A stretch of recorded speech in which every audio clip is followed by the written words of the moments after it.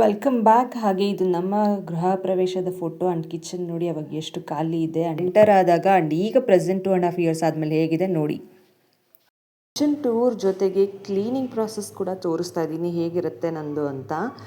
So ಕೆಳಗಡೆ ಏನು steps ಇದೆ ನೋಡಿ, ಸಾಮಾನೆಲ್ಲ ತೆಗೆದು ನಾನು ಒಂದು ಬೈಂಡಿಂಗ್ ರ್ಯಾಪರ್ ಇನ್ನೂ ಸ್ವಲ್ಪ ಎಲ್ಲನೂ ಮಿಕ್ಕಿತ್ತು ಅದನ್ನು ಯೂಸ್ ಮಾಡ್ಕೊಳ್ತಾ ಇದ್ದೀನಿ.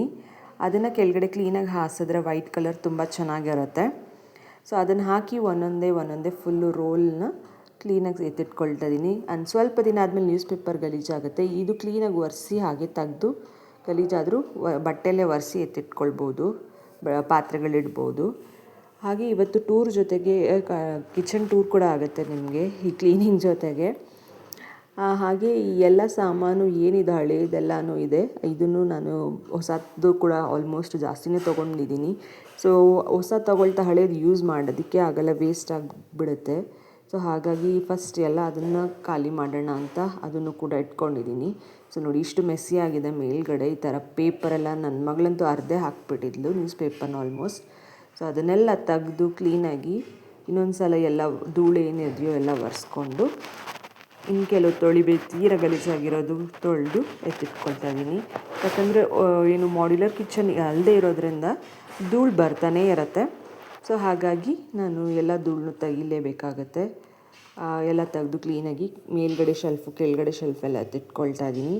ಆ್ಯಂಡ್ ಸೈಡಲ್ಲೂ ಒಂದು ಶೆಲ್ಫ್ಸ್ ಕೊಟ್ಟಿದ್ದಾರೆ ನಮಗೆ, ಅಲ್ಲಿ ಏನಾದರೂ ಗ್ರಾಸರಿ ಸ್ಟೋರೇಜ್ ಮಾಡೋಕ್ಕೂ ನಾನು ಇಟ್ಕೊಂಡಿರ್ತೀನಿ.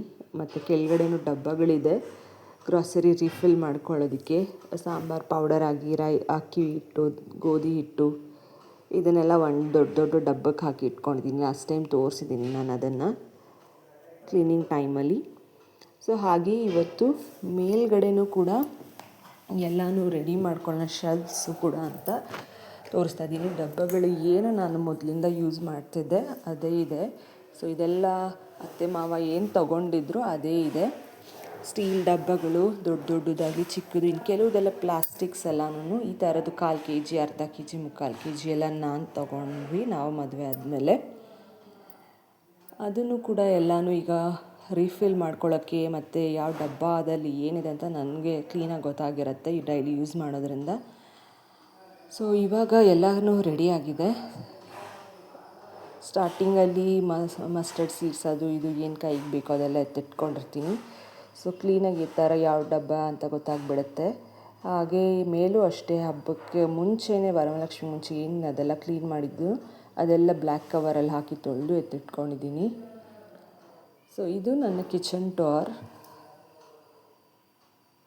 ಸೊ ಎಲ್ಲನೂ ಹಾಗೆ ಕ್ಲೀನಾಗಿ ರೈಸು ಏನು ಮಾಡಿದ್ದೆ ಅನ್ನಕ್ಕೆ ಇಟ್ಟಿದ್ದೀನಿ. ಇವಾಗ ಮೇಲ್ಗಡೆ ಕೌಂಟರ್ ಟೇಬಲ್ ಮತ್ತು ಕೆಳಗಡೆ ಈ ಥರ ಇಟ್ಕೊಂಡಿದ್ದೀನಿ ಸದ್ಯಕ್ಕೆ. So this was the tour. Thank you.